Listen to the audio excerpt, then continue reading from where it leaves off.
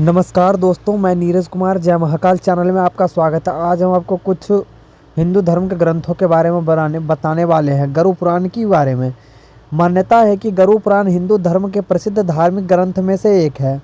हाँ दोस्तों, इससे पहले कि आप हमारे चैनल पर नए हो तो चैनल को सब्सक्राइब जरूर कर लें और बेल आइकन को ज़रूर दबा लें ताकि हर एक वीडियो का नोटिफिकेशन आपको मिल जाएगी। तो वैष्णव संप्रदाय से संबंधित गरुड़ पुराण में मृत्यु के बाद सद्गति प्रदान करने वाला माना जाता है। इसलिए सनातन में मृत्यु के बाद गरुड़ पुराण के श्रवण का प्रावधान है। इसके अधिष्ठात्री देव भगवान विष्णु है।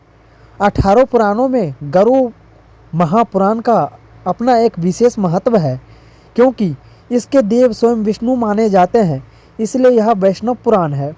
गरुड़ पुराण के अनुसार हमारे कर्मों का फल हमें हमारे जीवन में तो मिलती ही है, परंतु मरने के बाद भी कार्यों का अच्छा बुरा फल मिलता है। इसी वजह से इस ज्ञान को प्राप्त करने के लिए घर के किसी सदस्य की मृत्यु के बाद का अवसर निर्धारित किया गया है, ताकि उस समय हम जन्म मृत्यु से जुड़े सभी सत्य जान सके और मृत्युवश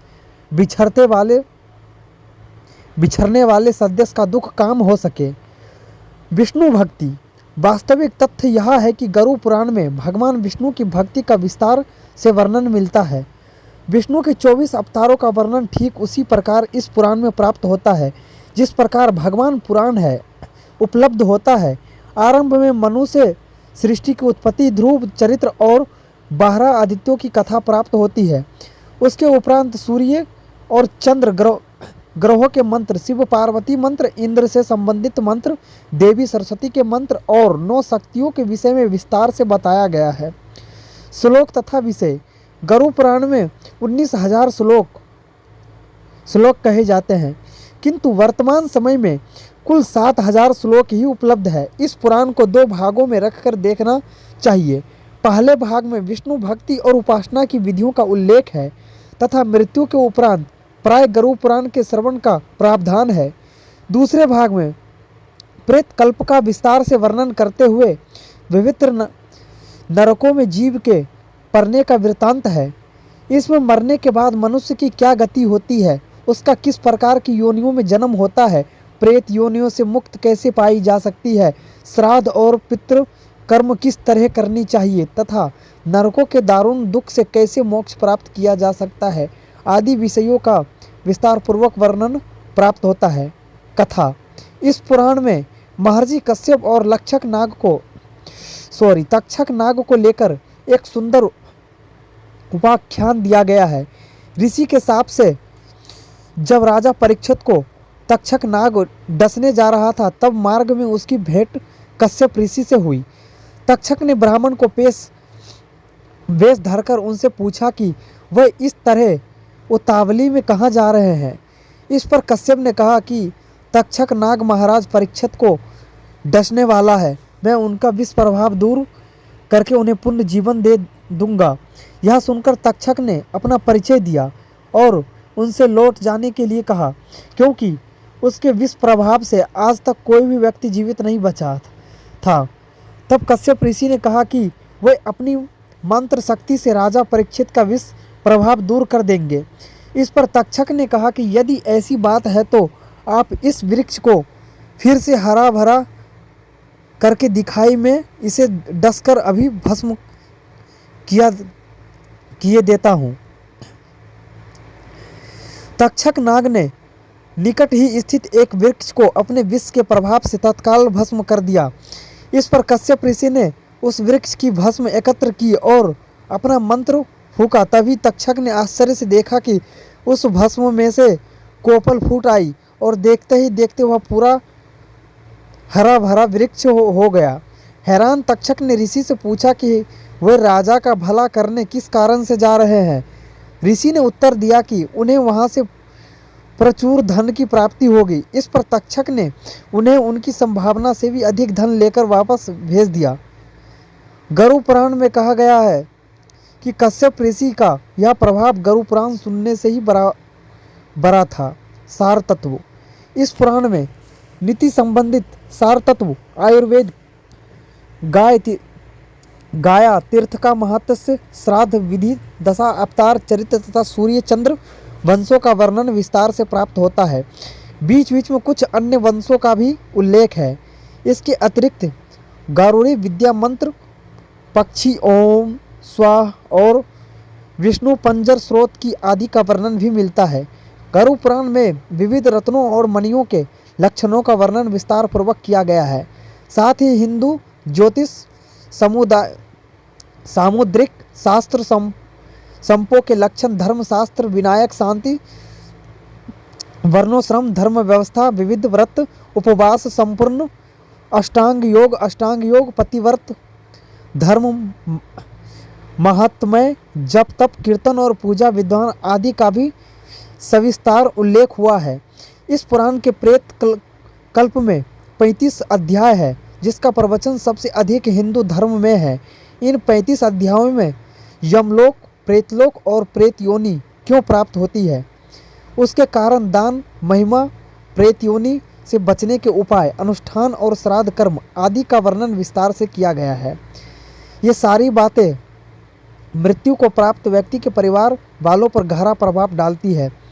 वह दिवंगत व्यक्ति की सद्गति और मोक्ष के लिए पुराण विद्वान के लिए विधान के लिए अनुसार भरपूर दान दक्षिणा देने के लिए तत्पर हो जाते हैं।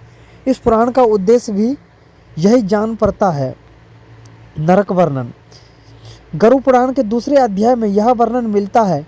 इसके अनुसार गरुड़ ने कहा है कि ये सब यमलोक का मार्ग किस प्रकार दुखदायी होता है, पापी लोग वहाँ किस प्रकार जाते हैं, मुझे बताइए भगवान। भगवान बोले, हे गरुड़, महान दुख प्रदान करने वाले यम मार्ग के विषय में तुमसे कहता हूँ, मेरा भक्त होने पर भी तुम उसे सुनकर कांप उठोगे। यम मार्ग में वृक्ष की छाया नहीं है, अन्न आदि भी नहीं है, वहाँ कहीं जल भी नहीं है, वहाँ प्रलय काल की भांति बाहर सूर्य तपते हैं। उस मार्ग से जाता हुआ पापी कभी बर्फीली हवा से पीड़ित होता है तो कभी कांटे चुभते हैं, कभी महाविषधर सर्पों द्वारा डसा जाता है तो कहीं अग्नि से जलाया जाता है, कहीं सिंहों, व्याघ्रों और भयंकर कुत्तों द्वारा खाया जाता है,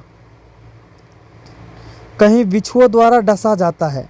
इसके बाद वह भयंकर असिपत्रवन नामक नरक में पहुंचता है, जो 2000 योजन में विस्तार वाला है। यह वन कुओं, उल्लुलाओं, गिद्धों, सर्गों तथा डांसरों में से प्राप्त है। उसमें चारों ओर दावाग्नि है।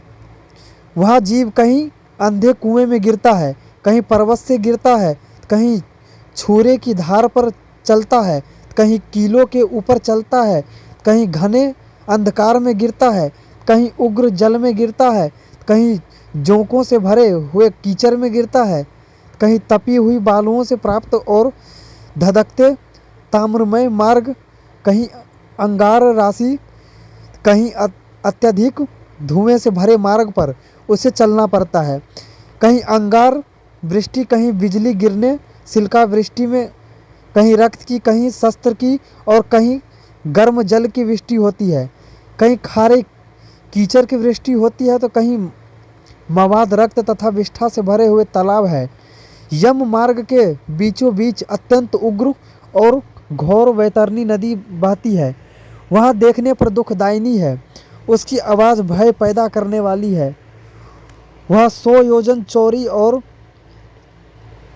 पीव तथा रक्त से भरी है। हड्डियों के समूह से उसके तट बने हैं। यह विशाल घारियालों से भरी है। हे गरुड़, आए पापी को देखकर वह नदी ज्वाला और धूम से भरकर करार में खोलते घी की तरह हो जाती है। करहा में खोलते घी की तरह हो जाती है। यह नदी सुई के समान मुख वाले भयानक कीड़ों से भरी है। वज्र के समान चोंच वाले बड़े बड़े गिद्ध है। इसके प्रभाव में गिरे पापी है। भाई हाँ, पुत्र हाँ, तात कहते हुए विलाप करते हैं। भूख प्यास से व्याकुल हो पापी रक्त का पान करते हैं। बहुत से बिच्छू तथा काले सर्पों से व्याप्त उस नदी के बीच में गिरे हुए पापियों की रक्षा करने वाला कोई नहीं है। उसके सैकड़ों हजारों भंवरों में परखकर पापी पाताल में चले जाते हैं, क्षण भर में ही ऊपर चले जाते हैं। कुछ पापी पास में बंधे होते हैं, कुछ अंकुश में फंसाकर खींचे जाते हैं और कुछ कुओं द्वारा खींचे जाते हैं। वे पापी गर्दन, हाथ, पैरों में जंजीरों से बंधे होते हैं। उनकी पीठ पर लोहे के भार होते हैं। अत्यंत घोर यमदूतों द्वारा मुकद्दरों से पीटे जाते हुए रक्त वमन करते हैं तथा वमन किए रक्त को पीते हैं। इस प्रकार 17 दिन तक वायु वेग से चलते हुए 18वें दिन वह प्रेत सोम्योर में जाता है। जय श्री हरि, जय महागरुड़ पुराण। आज के लिए इतना है, फिर मिलते हैं अगले वीडियो में।